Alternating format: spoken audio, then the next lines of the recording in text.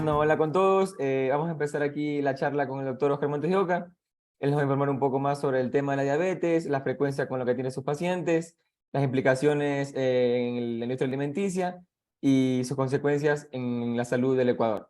Bueno, doctor, me gustaría empezar esta charla preguntándole qué es la diabetes. Bueno, buenas tardes a todos. La diabetes es un trastorno metabólico que provoca que los niveles de azúcar en sangre se mantengan elevados debido a una injuria tisular, a un daño tisular microscópico, que tiene tres características, ¿no? Que no exista un buen apego a la insulina que produce el cuerpo, que haya una falta de insulina o un exceso de glucagón, que es una hormona secretada junto con la insulina en el islote de Langerhans del páncreas. Esta trilogía de sucesos fisiopatológicos conllevan a que los niveles de sangre sérica aumenten, ¿no? Lo que provoca la fisiopatología. La diabetes se ha convertido en la segunda causa de muerte a nivel nacional, según reportes hasta el 2019, lo que denota una importancia alta, ¿no? Algo en particular que quieran empezar a conocer, algo que necesiten puntualizar para empezar a hacer un esquema sobre la diabetes y su importancia, o sigo. Este que nos habla de que ha estado mucho en aumento, queríamos saber si particularmente en su consultorio se ha reflejado ese aumento en los casos de diabetes y más o menos con qué frecuencia recibe. Sí, por supuesto que sí, por supuesto que sí. La diabetes es una enfermedad que afecta aproximadamente durante la cuarta década de vida, entre los 30 y los 50 años. Existen tipos de diabetes, ¿no? La diabetes tipo 1, normalmente ya hay un daño genético, hay hay un daño genómico donde unas proteínas ya vienen con un trastorno en el que no se genera la insulina adecuada. Por lo tanto, se detecta en etapas tempranas de la edad, aproximadamente entre los 2 y 8 años de edad. Mientras que la diabetes tipo 2, que es la más común, en la que nosotros con la ingesta excesiva de hidratos de carbono dañamos esos receptores, se detecta hacia la cuarta etapa. Aproximadamente durante la consulta, 1 de cada 4 pacientes tiene diabetes. Perdón un segundo.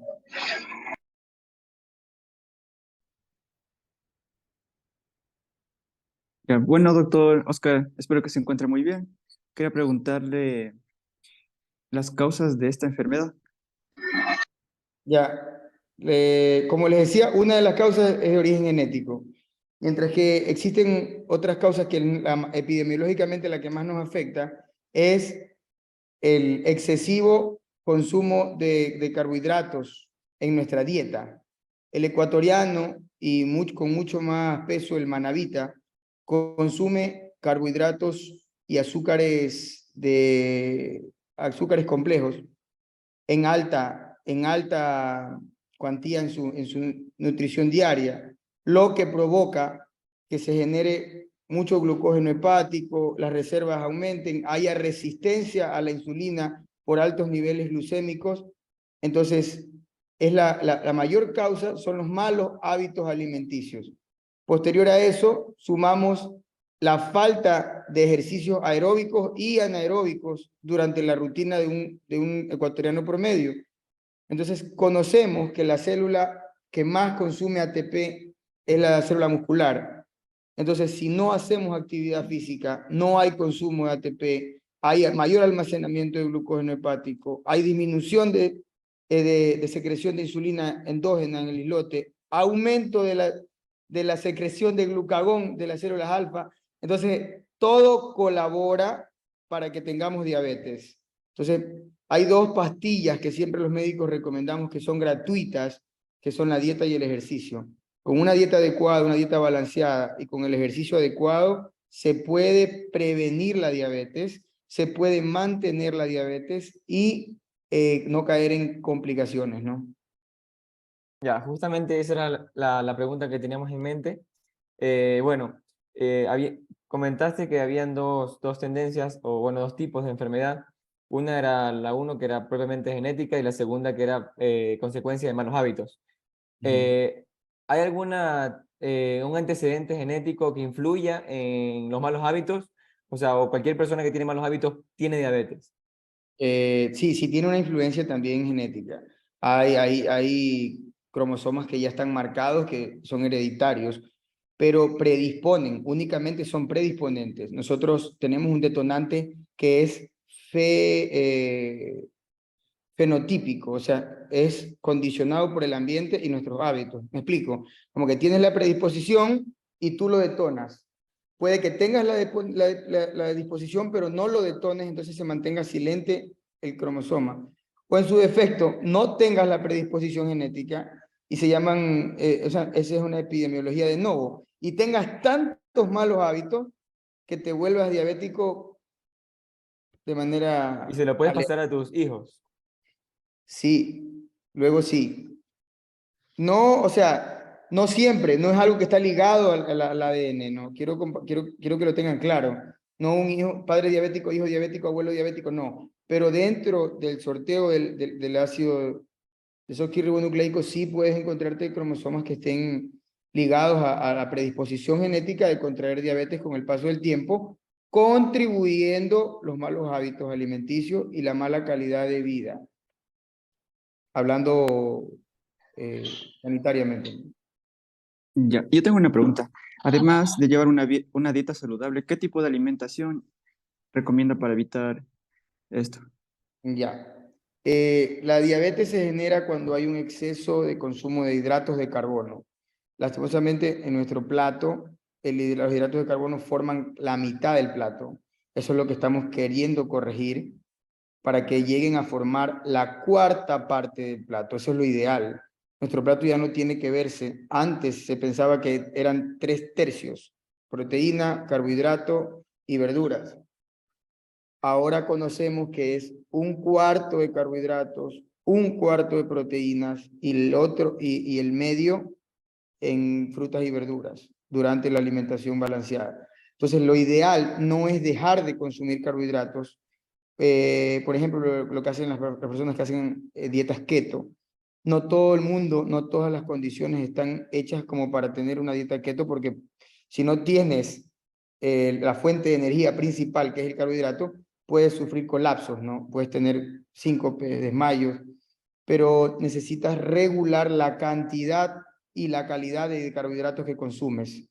Eso principalmente. Luego que, claro, que en pacientes, por ejemplo, que están ya con hipertensión, ya son cardiópatas, tienen 2 infartos, obviamente que cuidamos el riesgo cardiovascular, así se llama en medicina. Entonces, el tema de los lípidos, las grasas saturadas, no saturadas, el tema del consumo de proteínas por enfermedades que estén anexas, por ejemplo, trastornos renales. O sea, no viene solo, tú no tienes casi nunca un paciente diabético solo con diabetes. Es difícil, siempre trae algo más o siempre hay algo más que está dañado que omitimos. Entonces nosotros vemos enfermos y enfermedades. Ahora estamos conversando sobre la diabetes, y con el tema nutricional siempre es el cuidado con la primera fuente de energía, que son los hidratos de carbono. También teníamos una duda. No sé si hay síntomas que desarrolla el paciente antes de contraer diabetes o cuando ya la tiene que le puede como alarmar sobre esta enfermedad, o por lo general nada más se enteran ya cuando se hace un examen de sangre o algo así. Ya, Daniel, es muy buena tu pregunta, te felicito y te la agradezco. Los síntomas que se tienen para que el cuerpo previene antes de que se diagnostiquen de diabetes. Normalmente hay una triada, ¿no? Que se llama polidipsia, poliuria y polifagia. El paciente empieza a tener altos niveles de glucosa en sangre, pero que están encarcelados a nivel del líquido intravascular y no pasa a la célula. Entonces siente que le falta azúcar. Entonces empieza a tener mucha hambre, mucha hambre, mucha hambre. Como tiene mucha hambre, come mucho. Entonces aumenta más, o sea, lo hace más grande el aumento tisular no tisular, perdón, sanguíneo de azúcar. Eso hace que requiera más líquidos, por lo que el reflejo de la sed se aumenta y tiene mucha sed, mucha sed, mucha sed. Y el paciente toma mucho líquido, mucho líquido, mucho líquido. Y como vivimos en un país medio complejo, tomamos Coca-Cola, pues la Coca-Cola es la que nos salva de esa sed. Entonces, ese juguito, esa Coca-Cola, por el aumento de sed, por el aumento de hambre, hace que orinemos mucho. Entonces, es la triada, ¿no? Polidipsia, que es la sed, polifagia, poliuria. Eso siempre, acompañado del bajo peso, es casi criterio diagnóstico de diabetes. El paciente normalmente empieza a sentirse mareado, como síntomas, ¿no? Empieza a sentir fatiga, empieza a sentir dolores musculares, dolores neuropáticos que no son, como que no tienen explicación en las piernas, en las pantorrillas, en los glúteos, en los muslos, en los brazos. Empieza a sentir debilidad, mareo, cansancio y falta de energía sobre todo. Luego viene que pierde peso de manera involuntaria y viene la triada que les acabo de comentar. Muchas gracias. Y una vez que ya se adquiere la diabetes, aparte de la dieta, ¿hay algunos fármacos que se recomiendan? ¿O depende del tipo de diabetes? Sí, existe un tratamiento farmacológico y un tratamiento no farmacológico para la diabetes. Hay familias de medicamentos que se inician según la edad del paciente, según el peso, según las comorbilidades.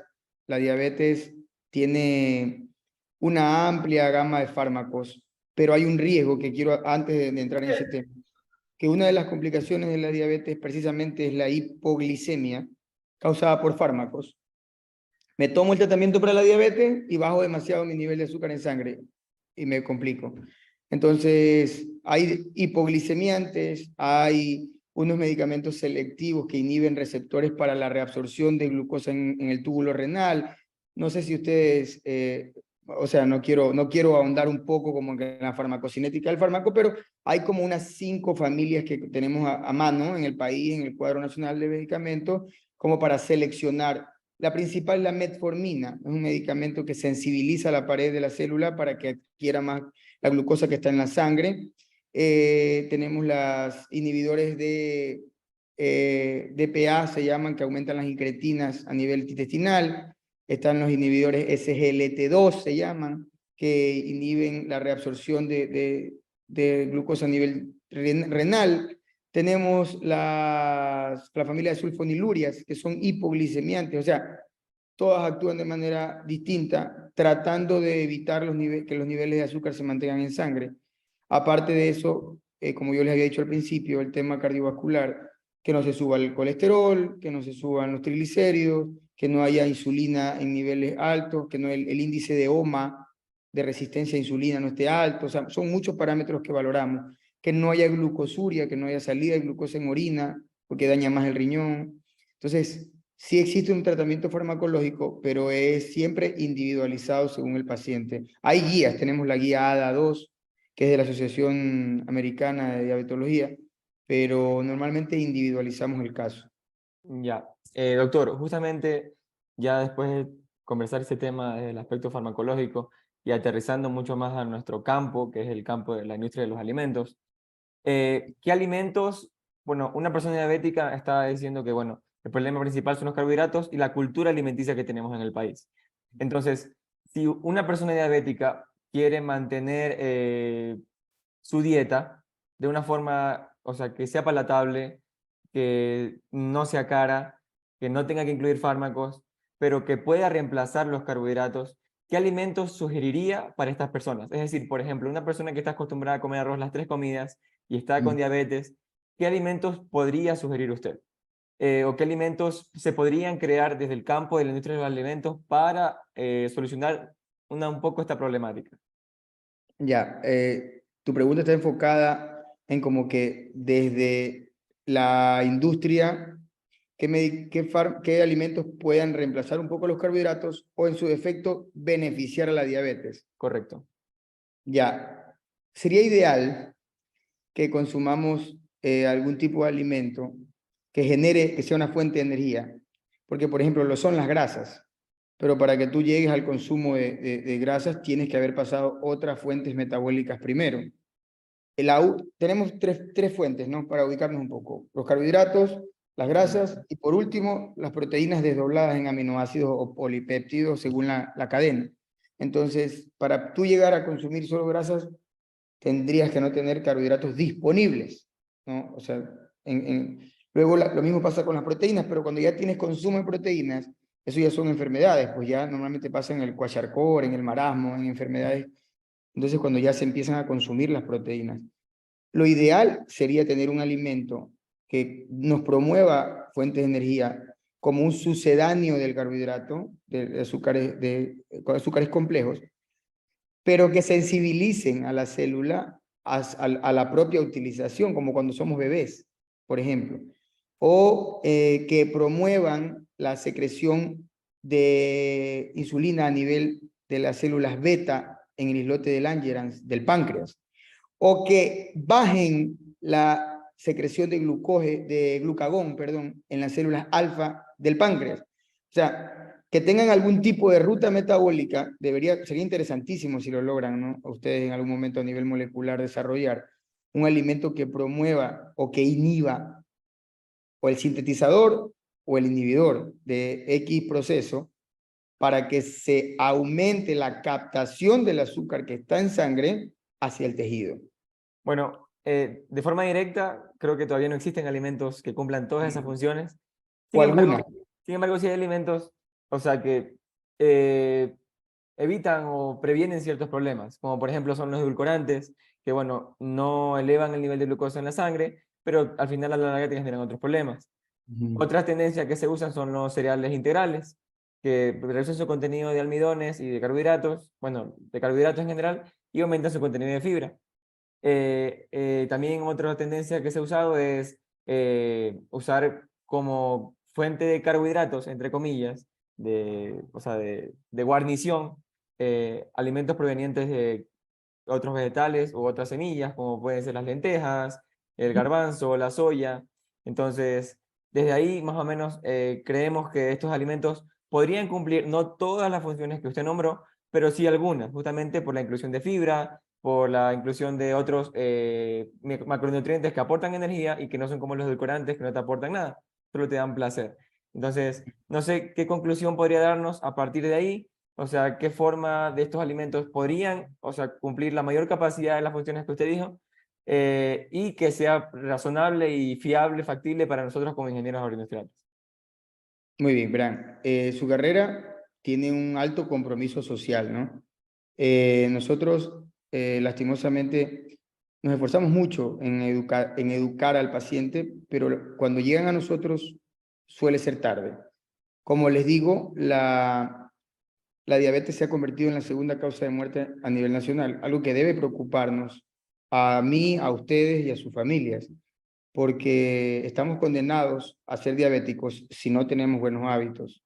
Entonces, su obligación como ingeniería agroindustrial es empezar a implementar una cultura alimenticia desde la productividad, ¿no? Porque muchas veces hay empresas que se dedican a la venta, por ejemplo. Qué rico que es este producto, sin importar cuánto daño nos hace. O el tema este que tú mencionaste de los edulcorantes, ¿no? Algunos derivados del aspartame, usan otros azúcares para compensarlo, usan sucralosa, me parece, Sí, usan... polialcoholes, azufamecá, otros edulcorantes. Pero tienen daños colaterales también. Entonces, por ejemplo, la fibra mejora mucho los trastornos digestivos y provoca saciedad. Es algo que en parte al manabita, por ejemplo, chuta, doctor, es que yo tengo que comerme un plato así de arroz y 2 verdes porque no me lleno, ¿me entiende? Porque tiene 8 horas tirando machete, entonces es justificado su hambre. La fibra, entonces yo creo que, como les dije al principio, su responsabilidad social es grande y deberíamos empezar a implementar una cultura de alimentación desde la producción, desde la productividad, desde el marketing hasta el consumo del usuario, para que lo que va a consumir, una, no le perjudique, que ya es bastante, y segunda, si le puede beneficiar, mucho mejor. Hablando de alimentos procesados, como ustedes bien conocen, existen tipos de alimentos, ¿no? Ultraprocesados, procesados, no procesados. Entonces, nosotros recomendamos que no coman alimentos procesados, pero a veces es necesario. Es ahí donde entran ustedes. Su función radica ahí, en el procesamiento mínimo o máximo de determinado alimento. Entonces, yo les recomendaría que su enfoque, porque son personas jóvenes, por lo que veo, su enfoque profesional se vea empujado por una misión colectiva, por no solamente por un tema comercial, porque si ustedes logran solventar una problemática nacional como es el déficit de salud, y aparte trabajar, y aparte vender puchica, bingo, pues no, bingo. Entonces, si ustedes enfocan esa productividad y ese procesamiento del alimento que viene de la mata, que viene de la planta, que viene del animal, pues yo creo que hasta allá, hacia allá apunta una industria sostenible y saludable. Bueno, yo creo que con eso estaríamos finalizando. Darle las gracias por parte de mis compañeros, por parte de mi curso, que verá este video. Y bueno, creo que ha sido muy fructífera, muy rica la charla, o sea, podemos aprovechar bastante. Y creo que será fundamento de trabajos posteriores de la materia y creo que de nuestra carrera, justamente tomando en cuenta la ética de nuestra profesión y bueno, el rédito que podamos sacarle también, porque esto es una oportunidad, ya que como ustedes dijeron, como mi compañero lo dijo y como usted lo dijo, doctor, la diabetes es un problema masivo del Ecuador, entonces, más allá de un beneficio social, puede ser una oportunidad de rédito para la industria. Entonces, con eso daríamos finalizado. Muchas gracias y no sé si quiere dar unas palabras para concluir. No, agradecerles por esta entrevista, porque también todos nos enriquecemos, ¿no? Es un compartir, como les dije al principio, es un compartir de criterios, de conocimientos un poquito. Un gusto estar aquí con ustedes, cualquier cosa a la orden, pues éxito en sus carreras, sé que están por graduarse, entonces éxito en sus últimos peldaños de la educación de pregrado, vendrán muchos logros más, muchos éxitos, y que sigan llevando su responsabilidad a cada lugar del país donde impartan su profesión. Un abrazo fuerte. Muchas gracias, doctor. Sí, muchas gracias también Muchas gracias. por darnos otra visión de las cosas.